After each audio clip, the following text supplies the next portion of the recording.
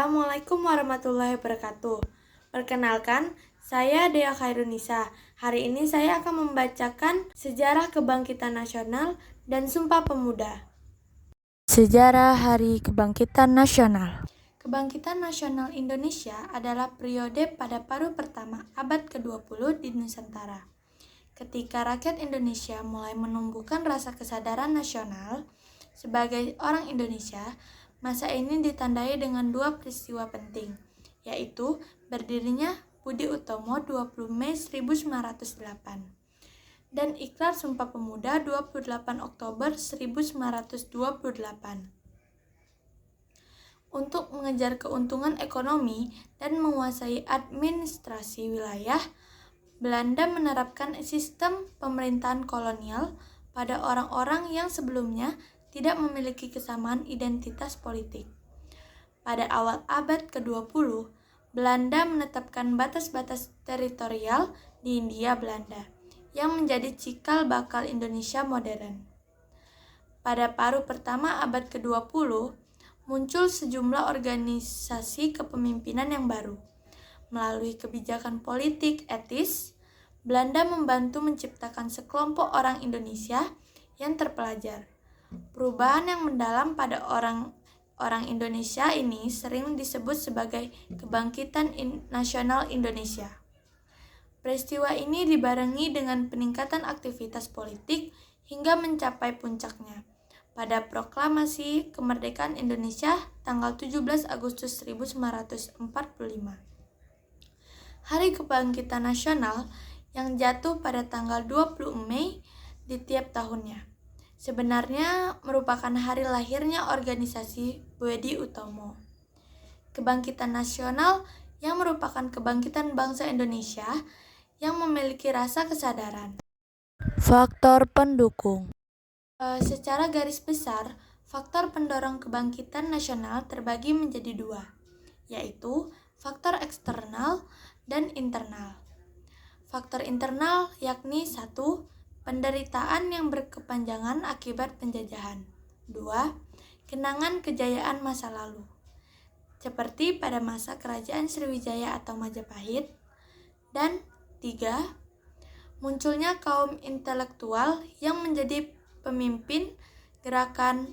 Sedangkan faktor eksternal yakni 1. Timbulnya paham-paham baru di Eropa Amerika seperti nasionalisme, liberalisme, dan sosialisme. 2. Munculnya gerakan kebangkitan nasional di Asia seperti Turki Muda, Kongres Nasional India, dan Gaddisme. Dan 3. Kemenangan Jepang atas Rusia pada Perang Jepang-Rusia yang menyadarkan negara-negara di Asia untuk melawan negara Barat. Pendidikan. Pada awal abad ke-20, Indonesia mengenyam pendidikan tingkat menengah hampir tidak ada, dan sejak saat itu, politik etis memungkinkan perluasan kesempatan pendidikan menengah bagi penduduk asal Indonesia. Pada tahun 1925, fokus pemerintahan kolonial bergeser ke penyediaan pendidikan kejuruan dasar selama 3 tahun. Pada tahun 1940, lebih dari 2 juta siswa telah bersekolah sehingga tingkat melek huruf meningkat menjadi 6% yang tercatat dalam sensus dalam tahun 1930. Pendidikan menengah Belanda membuka cakrawala dan peluang baru dan sangat diminati oleh orang-orang Indonesia. Pada tahun 1940, antara 65.000 hingga 80.000 siswa Indonesia bersekolah di sekolah dasar Belanda atau sekolah dasar yang didukung Belanda, atau setara dengan 1% dari kelompok usia yang sesuai dengan sekitar waktu yang sama. Ada 7.000 siswa Indonesia sekolah menengah Belanda. Sebagian besar siswa sekolah menengah bersekolah di Mulo. Meskipun jumlah siswa yang terdaftar relatif sedikit dibandingkan dengan total kelompok usia sekolah, pendidikan menengah Belanda memiliki kualitas tinggi dan sejak tahun 1920-an mulai menghasilkan elit Indonesia terdidik yang baru. nasionalisme Indonesia. Penerapan politik etis pada bidang pendidikan tidak memberikan kesempatan pendidikan yang luas kepada penduduk Hindia Belanda, tetapi hanya memberikan pendidik Belanda untuk anak-anak elit pribumi. Sebagian besar pendidikan dimaksudkan untuk menyediakan tenaga kerja klerikal untuk birokras kolonial yang sedang tumbuh. Meskipun demikian, pendidikan Barat membawa serta ide-ide politik Barat tentang kebebasan dan demokrasi. Selama dekade 1920 dan 30-an, kelompok elit hasil pendidikan ini mulai menyuarakan kebangkitan anti-kolonialisme dan kesadaran nasional. Pada periode ini, partai politik Indonesia mulai bermunculan. Berdirinya Budi Utomo pada 20 Mei 1908 oleh Dr. Sutomo dinilai sebagai awal gerakan untuk mencapai kemerdekaan Indonesia. Tanggal berdirinya Budi Utomo diperingati sebagai Hari Kebangkitan Nasional. Namun, penetapan waktu tersebut masih mengundang diskusi yang menimbulkan polemik. Dasar pemilihan Budi Utomo sebagai pelopor kebangkitan nasional dipertanyakan lantaran keanggotaan Budi Utomo masih sebatas etnis dan teritorial Jawa. Kebangkitan nasional dianggap lebih terwakili oleh Serikat Islam yang mempunyai anggota di seluruh Hindia Belanda. Pada tahun 1912, Ernest Douwes Dekker bersama Cipta Mangunkusumo dan Suwardi Suryaningrat mendirikan Indische Partij atau Partai India. Pada tahun itu juga, Serikat Dagang Islam yang didirikan Haji Samanhun bertransformasi dan Koperasi Pedagang Batik menjadi mendirikan Muhammadiyah, organisasi yang bersifat sosial dan bergerak di bidang pendidikan. Pada November 1913, Suwardi Suryaningrat membentuk Komite Bumi Putra. Komite tersebut melancarkan kritik terhadap pemerintah Belanda yang bermaksud merayakan 100 tahun bebasnya negeri Belanda dan penjajahan Prancis. Tetapi, dengan pesta perayaan yang biayanya berasal dari negeri jajahnya, ia pun menulis Als is een Nederlander was, seandainya aku seorang Belanda, yang dimuat dalam surat kabar The Express milik Douwes Dekker. Karena tulisan inilah, Suwardi Suryaningrat dihukum buang oleh pemerintah kolonial Belanda. Sementara itu, Partai Komunis Indonesia atau PKI yang dibentuk pada tahun 1920 adalah partai yang memperjuangkan kemerdekaan yang sepenuhnya, diinspirasi oleh politik Eropa. Pada tahun 1926, PKI mencoba melakukan revolusi melalui pemberontakan yang membuat panik Belanda, yang kemudian menangkap dan mengasingkan ribuan kaum komunitas. Sehingga secara efektif menetralkan PKI selama sistem masa pendudukan Belanda. Pada 4 Juli 1927, Soekarno dan Algemeen Studio Club memprakarsai berdirinya Perserikat Nasional Indonesia sebagai partai politik baru. Pada Mei 1928, nama partai ini diubah menjadi Partai Nasional Indonesia. Menurut sejarawan M.C. Rickles, ini merupakan partai politik penting pertama yang beranggotakan etnis Indonesia, semata-mata mencita-citakan kemerdekaan politik. Pada tanggal 28 Oktober 1928, Kongres Pemuda mendeklarasikan Sumpah Pemuda yang menetapkan tujuan nasionalis, satu tumpah darah Indonesia, satu bangsa Indonesia, dan satu bahasa Indonesia. Represi terhadap nasionalisme Indonesia.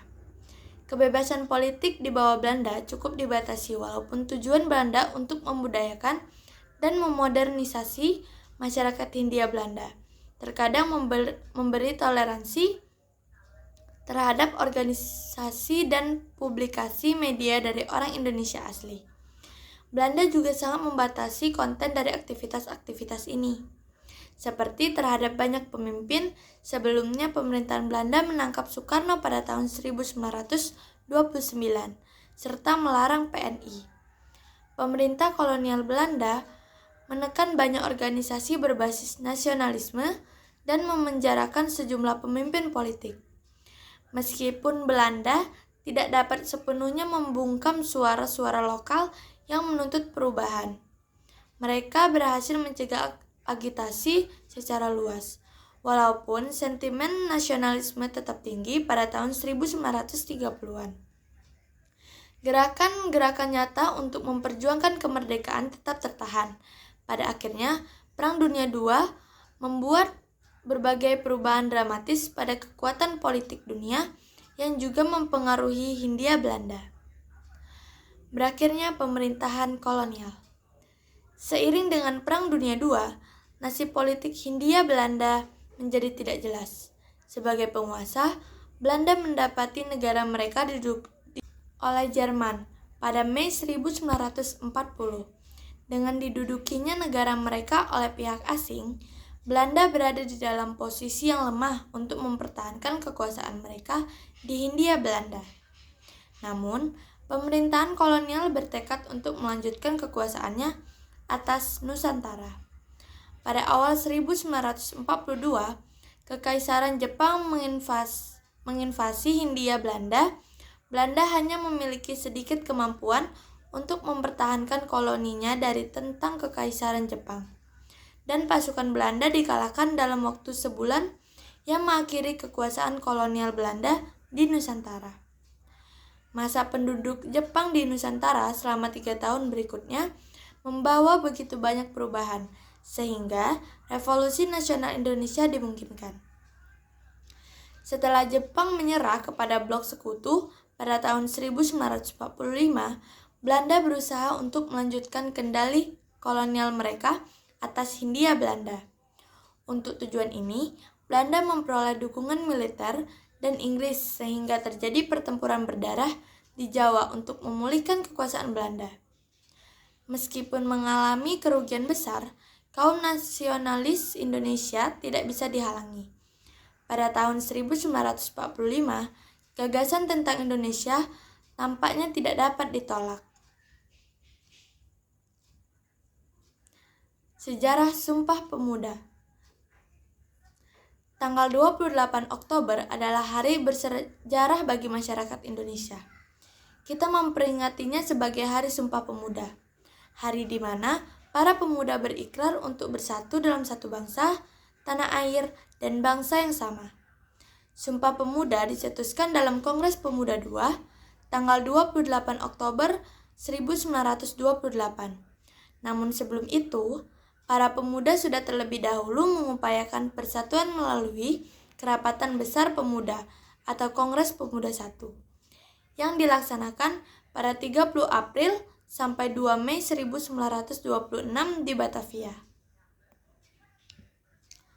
Tujuan diselenggarakannya Kongres Pemuda I adalah untuk menyamakan persepsi antara berbagai organisasi kepemudaan di Indonesia, sehingga terwujud dasar pokok lahirnya persatuan Indonesia yang sejajar dengan bangsa-bangsa lain di dunia. Namun Kongres Pemuda I tidak membuahkan hasil setelah Ketua Kongres, Muhammad Tabrani, tidak sepakat dengan Muhammad Yamin terkait penggunaan istilah bahasa Melayu sebagai bahasa persatuan. Menurutnya, kalau tanah air dan bangsa bernama Indonesia, maka bangsa bernama Indonesia, maka bahasa juga harus disebut bahasa Indonesia. Meski demikian, Kongres Pemuda I sudah menunjukkan adanya pemahaman satu nusa, satu bangsa, dan satu bahasa. Sejarah lahirnya Sumpah Pemuda. Setelah Kongres Pemuda I selesai, beberapa pertemuan diadakan untuk membahas lebih lanjut terkait tindak lanjut dari Kongres Pemuda I. Setelah 2 tahun, para pemuda yang dimotori PPPI atau Persatuan Pemuda Pelajar Indonesia mengadakan beberapa rapat yang dihadiri oleh perwakilan dari beberapa organisasi pemuda. Dari rapat tersebut, menghasilkan keputusan bahwa Kongres Pemuda II akan dilaksanakan pada Oktober 1928 dengan susunan panitia sebagai berikut. Ketua Sugondo Jopo Pospito PPPI. Wakil Ketua RM Joko Marsaid Jong Java. Sekretaris Muhammad Yamin Jong Sumatranen Bon. Bendahara Amir Jarifuddin Jong Bataks Bon. Muhammad Jai Jong Islamiaten Bon. Pembantu 2 R. Kajasongkana Pemuda Indonesia. Pembantu 3 RCL Senduk Jong Celbes. Pembantu 4 Johannes Leimena Jong Ambon. Pembantu 6 Muhammad Rajani Soet. Pemuda Kaum Betawi. Kongres Pemuda 2 dilangsungkan selama 2 hari. Pada tanggal 27 dan 28 Oktober 1928 yang terbagi dalam 3 kali rapat yang masing-masing rapat dilaksanakan di gedung berbeda. Rapat pertama dilaksanakan di Gedung Katolik Jengenlingen Bonn atau KJB, Sabtu 27 Oktober 1928. Dalam rapat tersebut, Muhammad Yamin menguraikan tentang arti penting persatuan untuk kebangsaan. Terdapat beberapa faktor yang bisa memperkuat persatuan Indonesia, yaitu persamaan kultur, bahasa, dan hukum adat. Rapat kedua terjadi pada Minggu 28 Oktober 1928 di Gedung OS Java Bioskop.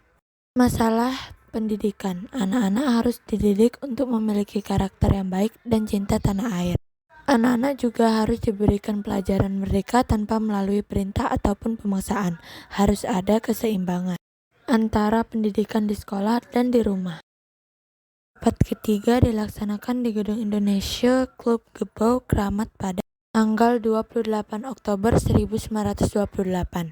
Pada rapat ketiga dijelaskan pentingnya gerakan kepanduan bagi persatuan bangsa. Kepanduan tidak bisa dipisahkan dari pergerakan nasional. Dalam rapat ketiga ini, sebelum rumusan hasil kongres dibacakan, terlebih dahulu diperdengarkan lagu ciptaan W.G. Rudolf Supratman, yakni Indonesia Raya yang nantinya akan menjadi lagu kebangsaan Indonesia setelah merdeka. Setelahnya, putusan kongres dibacakan dan diikuti oleh seluruh peserta. Sebuah putusan yang kita kenal sebagai Sumpah Pemuda. Adapun ikrar Sumpah Pemuda, yang pertama, kami, putra dan putri Indonesia mengaku bertumpah darah satu, tanah air Indonesia. Kedua, kami, putra dan putri Indonesia mengaku bertumpah darah satu, tanah air Indonesia. Ketiga, kami, putra dan putri Indonesia menjunjung bahasa persatuan bahasa Indonesia. Makna Sumpah Pemuda. Tidak diragukan bahwa peristiwa Sumpah Pemuda memiliki arti penting bagi pergerakan nasional Indonesia ke depannya. Mengutip Mahda Ahdiyat dalam gelombang semangat Sumpah Pemuda 2021. Masing-masing poin dalam Sumpah Pemuda memiliki makna. Sumpah Pemuda menyatukan para pemuda dan seluruh rakyat Indonesia untuk membela tumpah darah yang satu, yakni tanah air Indonesia. Dari Sabang sampai Merauke, dari Miangas sampai Rote, meskipun terdiri atas ribuan pulau yang dipisahkan oleh laut, tapi pada hakikatnya adalah satu. Sumpah Pemuda menyatukan para pemuda dan seluruh rakyat Indonesia untuk menjadi bangsa yang berdaulat dan bersatu, yaitu bangsa Indonesia. Sebagai bangsa yang besar dan majemuk, bangsa Indonesia telah melalui berbagai terpaan zaman melalui persatuan. Sumpah Pemuda menyatukan para pemuda dan seluruh rakyat Indonesia untuk berbahasa satu, yakni bahasa Indonesia. Bahasa Indonesia menjadi bahasa yang mempersatukan suku, ras, dan etnis yang berbeda, tanpa menghapuskan bahasa ibu masing-masing. Bahasa Indonesia juga selalu berkembang melalui penyerapan kosakata dari bahasa-bahasa daerah yang memperkaya kosakatanya. Momen peringatan Sumpah Pemuda ini hendaknya dijadikan sebagai inspirasi bagi generasi muda Indonesia untuk bersatu dan memaknai perbedaan sebagai keunikan alih-alih untuk memecah dan menjadi sumber konflik. Dengan persatuan, generasi muda dapat membawa negeri ini ke arah yang lebih baik.